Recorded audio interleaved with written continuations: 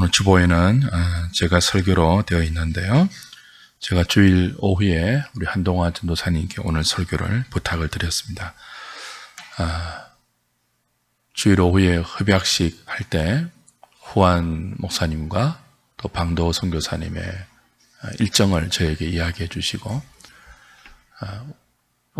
오늘까지 지금 경주에서 선교사 포럼이 있습니다. 그래서 제가 지금 방금 경주에서 왔는데요. 그 두 분을 좀 이렇게 가이드하고 이렇게 하는 일정상 설교 준비할 시간이 없을 것 같아서 한동화 전도사님에게 설교를 부탁했습니다. 오늘 한 전도사님 나오셔서 본문 읽으시고 말씀 전해 주시겠습니다.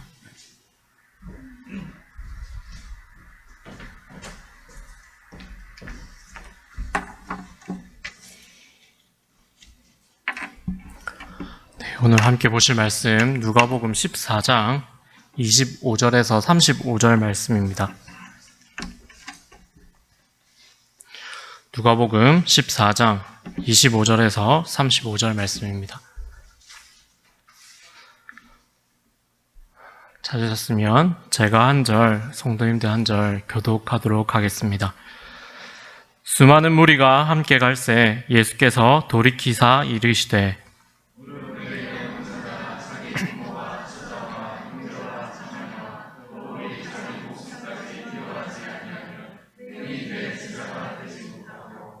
누구든지 자기 십자가를 지고 나를 따르지 않는 자도 능히 내 제자가 되지 못하리라.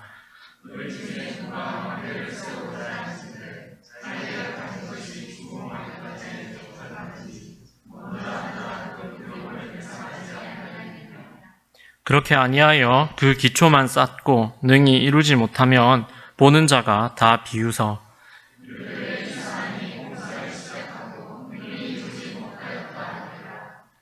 또 어떤 임금이 다른 임금과 싸우러 갈 때에 먼저 앉아 1만 명으로서 저 2만 명을 거느리고 오는 자를 대적할 수 있을까 헤아리지 아니하겠느냐.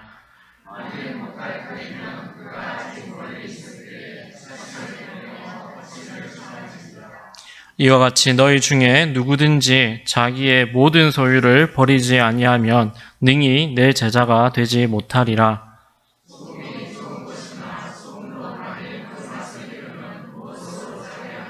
함께 읽겠습니다. 땅에도 걸음에도 쓸데없어 내버리니라. 들을 귀가 있는 자는 들을지어다 하시니라. 아멘. 네, 오늘 말씀은 세상보다 주님을 더 사랑합니다 라는 제목으로 오늘 이 저녁에 말씀 나누려고 합니다. 예수님과 함께 수많은 무리들이 함께 가고 있었습니다. 그때 예수님께서 몸을 돌이키시면서 말씀하십니다. 내게 오는 자는 자기 부모와 처자와 형제와 자매와 자기 목숨을 미워하지 않으면 내 제자가 되지 못한다. 누구든지 자기 십자가를 지고 나를 따르지 않는 자도 능히 내 제자가 되지 못한다. 이렇게 말씀하십니다. 예수님께서는 그의 생애 마지막으로 예루살렘으로 가고 계십니다. 거기에는 십자가의 순환이 기다리고 있습니다. 누구나 피하고 싶은 길이지만 예수님께서는 하나님의 뜻에 순종하셔서 그 길을 가고 계십니다. 그런데 많은 사람들이 예수님과 함께하고 있습니다. 보통 사람 같으면 많은 사람들이 자기를 따르는 것을 보면 어떻겠습니까? 내가 지금 잘 살고 있구나. 내가 많은 사람에게 영향력을 미치고 있구나 하면서 만족하며 흡족해 했을 것입니다. 그런데 예수님을 따르는 무리를 향해서 예수님께서는 이렇게 권면하십니다. 그냥 나를 따르는 것으로, 나를 따라다니는 것으로 만족하지 말고 제자가 되어라 라고 말씀하십니다. 그런데 이 제자가 되어라 라고 말할 때에 부탁을 하시는 것이 아니라 오히려 내쫓듯이 말씀하십니다. 내게 오는 사람은 자기 부모와 처자와 형제와 자매와 자기 목숨까지도 미워할 줄 아는 사람이어야 된다. 조건을 것입니다. 요즘 상황에 비춘다면 어떤 상황일까요? 저 사람 도대체 뭐길래 우리가 따라다니는 것만 해도 고맙다 해줘야지 교만하게 저런 말을 하는가라고 생각할 수 있겠죠. 왜 그런 말씀을 하셨을까요? 예수님 때문에 좋은 일이 있을까? 빵을 얻어 먹을 수 있진 않을까? 기적을 눈으로 볼 수 있진 않을까? 따라다니는 사람들이 많이 있었습니다. 그런데 주님께서는 이러한 좋은 일을 위해서 따라다니는 사람들보다 자신과 생명을 다하여서 하나님 나라를 세워나가는 자들을 찾고 계셨습니다. 그래서 3년의 공생애 동안 예수님께서는 12명의 제자를 길러내는데 온 힘을 쏟으셨습니다. 예수님께서는 3가지 이야기를 하십니다. 먼저 내게 오는 자는 자기 부모, 처자, 형제, 자매, 더불어 자기 목숨까지 미워할 줄 아는 사람이 되어야 한다라고 말하고 있습니다. 이러한 제안은 우리에게 와닿지 않습니다. 우리는 예수님의 말씀을 들었을 때 우리가 꼭 그렇게까지 해야 되는가 하는 고민에 빠지게 됩니다. 내 형제를 버리고 내 자매를 모르는 척하고 부모도 모르는 채 한 채 그렇게 살아야 하는가 하는 수많은 고민에 빠지게 됩니다. 하지만 이 말씀은 이 유대식 당시의 셈적 표현에 의하면 더 사랑하지 말라라는 의미입니다. 예수님보다 부모를 더 사랑하지 말고 하나님보다 형제 자매를 사랑하지 말고 하나님보다 자신의 목숨을 귀하게 여기지 말라는 표현입니다. 예수님의 참된 제자의 삶의 초점은 하나님께 있습니다. 하나님의 그 말씀에 있고 그 복음에 있습니다. 그 복음을 전하는데 온 힘을 다하고 온 노력을 다해야 한다라는 뜻입니다. 이 제자가 되는 방법은 직분을 얻는 것이 아닙니다. 성숙한 신앙인이 되는 것이 아닙니다. 무엇이냐면 예수님을 믿는 사람이 되는 것입니다. 하나님의 말씀을 순종하여 이끌어낼 수 있는 사람이 되는 것입니다. 우리가 믿음과 삶은 결코 떼어낼 수 없습니다 라는 말을 수없이 듣고 수없이 이것을 우리 마음속에 새기고 믿음대로 살아야지, 말씀대로 순종하며 살아야지 매일매일 결심합니다. 그런데 이 결심이 결심으로만 끝나는 것이 아니라 삶의 모습으로 나타나기를 주님께서는 그런 사람을 찾고 계신다는 것입니다.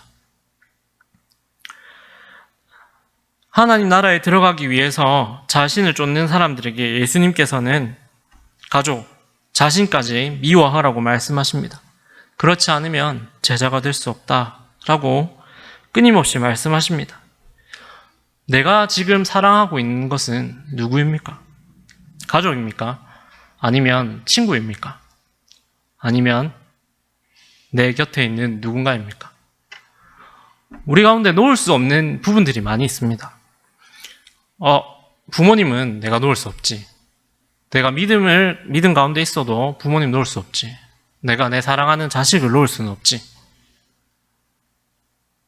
내 사랑하는 배우자를 내가 포기할 수는 없지. 라고 생각한다면 우리는 내가 그 사람을, 내 아내를, 내 자식을, 내 부모를 하나님보다 더 사랑하고 있지는 않은지 돌아보아야 합니다. 하나님께서는 하나님이 먼저 되길 바라십니다. 오늘 우리에게 요구하시는 것도 부모를 사랑하지 않는 것이 아니라, 형제를 사랑하지 않는 것이 아니라, 이웃을 사랑하지 않는 것이 아니라 하나님을 이 모든 사람들보다 더 사랑하라라고 말씀하시는 것입니다. 예수님의 가족들이 예수님께서 복음을 전하러 다니실 때 미쳤다고 하면서 예수님을 데리러 오신 적이 있습니다. 데리러 간 적이 있습니다. 그때에 어떻게 말씀하십니까? 누가 내 모친이고 누가 내 동생들이냐? 라고 예수님께서 말씀하시죠. 누가 내 가족이냐? 누가 내 형제냐? 여기 앞에 있는 사람들이 내 형제다 라고 누가복음 8장 21절에 말씀하고 있습니다. 예수님의 가족은 육신의 혈통으로 이어지는 것이 주님의 가족이 되는 것이 아니라 주님과 함께 하는 사람이 가족이 됩니다. 하나님 나라 가족은 하나님의 뜻에 따르는 자들로 구성되는 영적인 관계입니다. 하나님을 알고 그 나라의 가족이 되려면 먼저 물과 성령으로 거듭나야 합니다.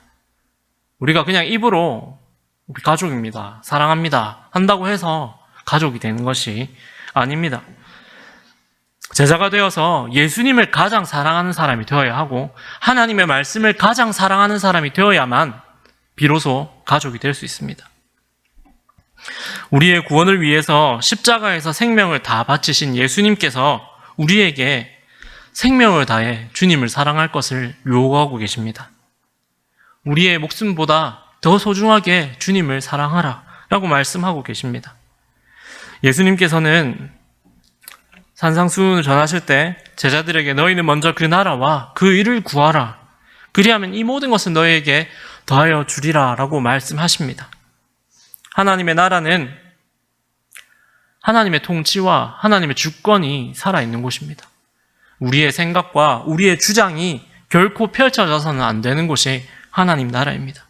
우리의 필요를 위해서 사는 것이 아니라 하나님의 뜻을 헤아리고 그 뜻 안에서 살아가는 것이 바로 우리의 삶이 되어야 하는 것입니다.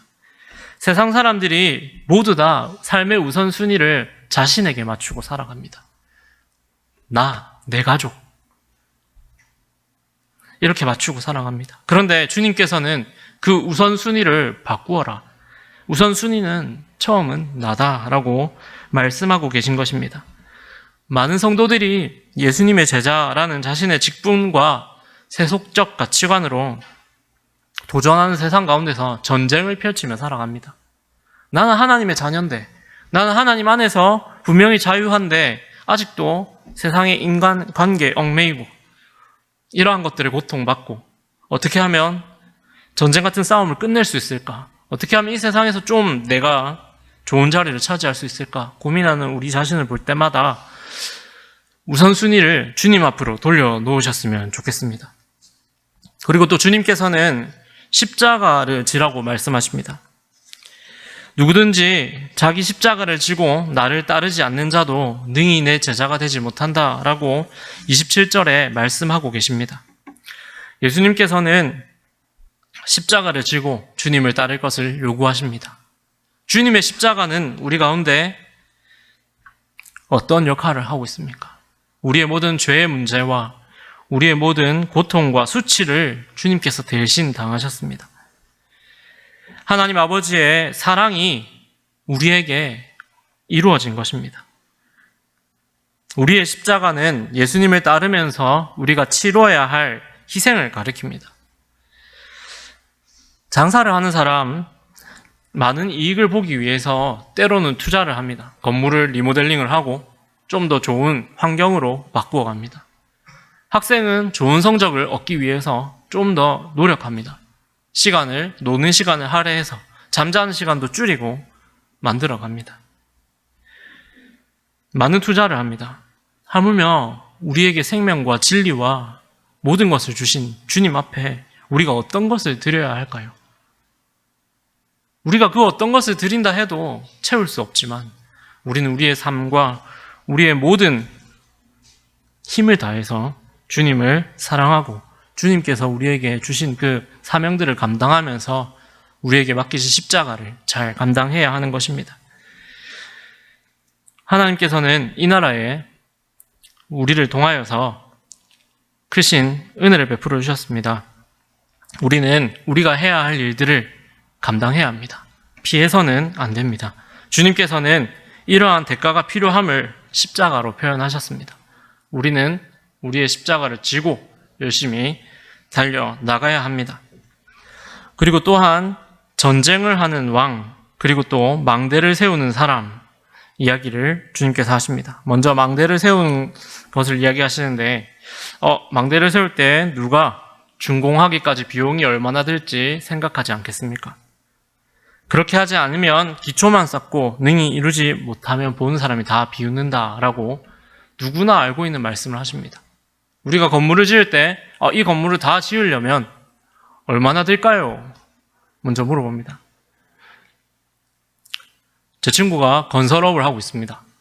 같이 일을 하고 도와줄 때 보면 제일 먼저 건물 견적을 뽑으러 오시면 제일 먼저 얼마 들겠습니까? 싸게 안 됩니까? 먼저 물어봅니다.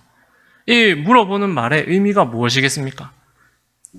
이 건물을 완성을 시키겠다라는 의지를 가지고 있는 것 아니겠습니까? 우리가 누가 멀리까지 계산하지 않습니까? 이 건물을 지을 때 얼마나 들겠습니까? 묻는 것은 내가 그 정도 재산이 되어야 이 건물을 지을지 말지 결정하겠다라는 뜻이 아니겠습니까? 우리는 앞을 보는 자가 되어야 합니다. 어떤 임금이 다른 임금과 싸울 때 10,000명으로 어떻게 20,000명과 싸울까 고민하지 않겠습니까? 무덤, 함정을 파서 그들을 교란시킬까? 불화살을 쏴서 싸울까? 아니면 달려나가서 화친을 맺을까? 고민을 하는 것을 말씀하고 있습니다. 어리석은 자가 되어서는 안 됩니다. 주님께서는 군사 전략에 대해서 그리고 또 삶의 지혜에 대해서 말씀하시는 것이 아닙니다. 예수님을 따르는 것이 그냥 감정적으로 결정되어야 하는 부분이 아니라 정말 우리가 깊게 생각하고 또 생각하여서 진정한 주님을 따르는 것이 무엇인가를 우리 마음속에 결단을 가지고 달려나가야 하는 것입니다. 주님께서는 그것을 요구하고 계십니다.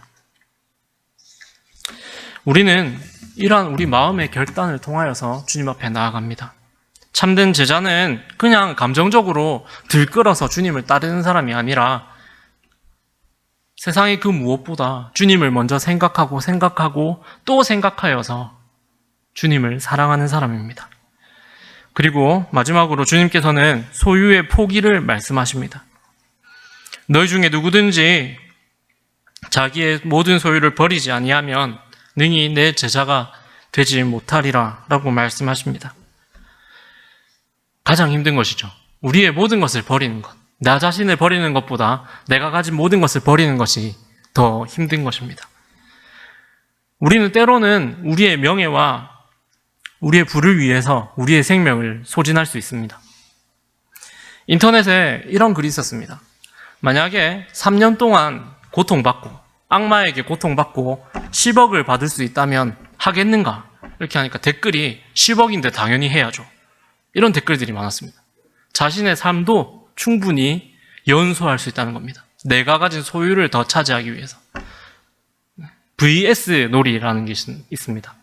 뭐 대 뭐 이렇게 해서 100억 받기 이런 놀이, 이런 말들이 있습니다. 뺨 100대 맞고 1억 받기 뭐 이런 거. 효도르한테 뺨 맞고 1억 받기 이런 것이 있습니다. 네.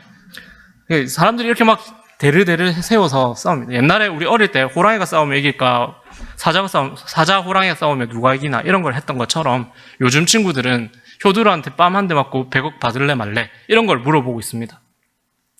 이런 것에서 나타나는 것은 이 100억이라는 문제입니다. 돈, 소유, 자신이 가질 수 있는 이 소유를 가질 것이냐, 당신의 몸을 상하게 하면서 당신의 생명을 소진하면서 이 소유를 가질 것이냐 라고 묻고 있는 것입니다. 그런데 요즘 세대는 당연하게도 내 생명 소진해서 가질 수 있다라고 말합니다. 1대 정도면 괜찮지, 10대 정도면 참을만 하지 않겠나, 병원 1년 입원하고 그 돈 받으면 이득이지 이렇게 말하는 사람들이 많이 있습니다. 소유를 버리는 것이 쉽지 않습니다. 내가 가진 것 버리는 것이 쉽지 않습니다. 주님께서는 이 세 번째 요구를 말씀하실 때에는 첫 번째와 두 번째 말씀하셨던 것 모두가 연결됩니다. 자기 부모, 형제, 자매를 포기하지 않고 내가 갖고 있는 모든 생각과 마음으로 주님을 섬기지 않으면 나의 모든 소유를 포기할 수 없습니다. 다 내려놔야 내 모든 소유를 포기할 수 있습니다. 이 자본주의 사회에서 그 사람의 소유가 그 사람의 삶과 인격 그리고 그 사람의 모든 능력을 나타낸다고 지금 이 시대는 거짓말하고 있습니다. 우리는 매일매일 그 거짓말에 속아서 어떻게 하면 좀 더 가질까? 어떻게 하면 좀 더 잘 살 수 있을까? 어떻게 하면 좀 더 먹을 수 있을까? 고민합니다.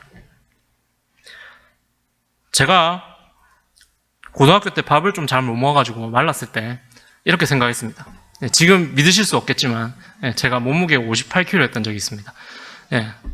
제가 나중에 돈을 벌면 꼭 벌어서 삼시세끼 다 챙겨 먹고 건강하게 맨날 치킨 사 먹어야겠다 생각했습니다. 그래서 그것을 20살 때 실천했어요. 생각날 때마다 치킨 시켜 먹고 피자 시켜 먹었습니다. 1년에 30kg씩 찌더라고요. 사람은 자기의 욕심을 위해서 살아갑니다. 그런데 돈 없이는 하루도 살지 못하는 우리가 이 돈을 내려놓는다는 게 쉽지 않습니다. 돈에 한이 지면 맨날 머릿속에 돈밖에 없죠. 이러한 모든 것들을 다 내려놓을 수 있는 방법은 딱 하나입니다. 예수님입니다. 우리 예수님을 이 세상의 그 어떤 것보다 주님을 사랑하는 마음이 필요한 것입니다. 사람들에게 최고의 신은 돈이지만 우리에게 신은 오직 하나님 한 분뿐이십니다. 돈 문제는 우리 마음에 실제적인 충격으로 다가옵니다. 물질의 문제를 극복하지 못할 때가 우리가 더 많이 있습니다. 사실 물질 앞에서 잘 넘어집니다. 그런데 그럼에도 불구하고 우리를 부인하는 것, 이 물질을 부인하는 것은 믿음의 고백입니다. 우리가 주님을 더 사랑하는 것, 이 세상보다 예수님을 더 사랑할 수 있는 방법은 주님을 바라보는 것입니다. 하나님의 말씀에 귀 기울이는 것입니다. 세상의 것에 등 돌리는 것입니다. 내가 가진 모든 것은 주님의 것이고 주님의 것을 맡아 관리하는 청직이다, 창고직이다 라는 의식을 가지고 있어야 합니다. 오늘날 교회는 이름만 교인인 사람들이 많이 있습니다. 마음속에 예수님이 없고 정말 그냥 앉아서 있다가 가시는 분들이 많이 있습니다. 몇 년을 다녔느냐 중요하지 않습니다. 어떻게 살았느냐 중요하지 않습니다. 지금 우리 마음속에 중심에 누가 계시는가 이것이 중요한 것입니다. 우리 마음의 중심에 누가 계십니까? 제가 어머니를 보낸 지 지금 2주가 되었습니다. 근데 하나님께서 계속 저에게 주시는 말씀은 누가 이 삶에 나그네 든 우리의 삶 속에 주인인가를 알려주고 계십니다. 희생한다고 해서 우리가 이 세상에서 아무리 남들을 돕고 잘 산다고 해서 그것이 전부가 아닙니다. 하나님께서는 우리에게 말씀하십니다. 누가 우리 삶의 주인인가? 물어보고 계십니다. 주님의 인도함을 우리는 매일매일 구해야 합니다. 주님 안에서 세워지는 교회가 하나 되기 위해서 기도해야 합니다. 예배에 힘쓰는 교회, 그리스도의 제자로서 그 삶을 살아낼 수 있는 교회가 되어야지 우리 마음속에 살아있는 욕심을 내세우기 위해서 이 교회 가운데 있어서는 안 됩니다. 그러면 이 모든 것을 가능하게 하는 것은 무엇일까요?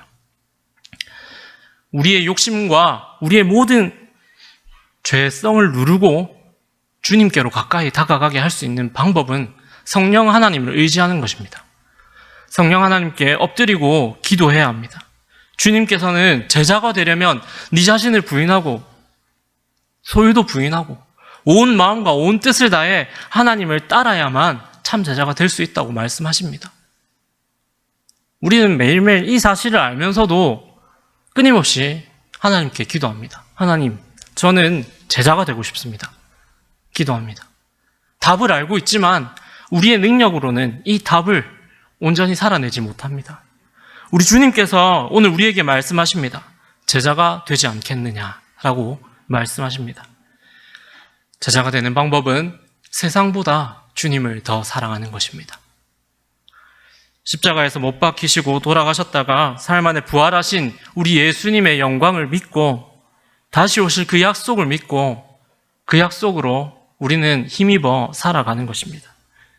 세상에 많은 욕심들이 우리 눈앞을 가리고 세상이 거짓말로 우리를 속일지라도 우리는 오직 예수 그리스도 이 한 분만 믿고 나아가시는 복된 성도님들 되시기를 예수님 이름으로 축복합니다.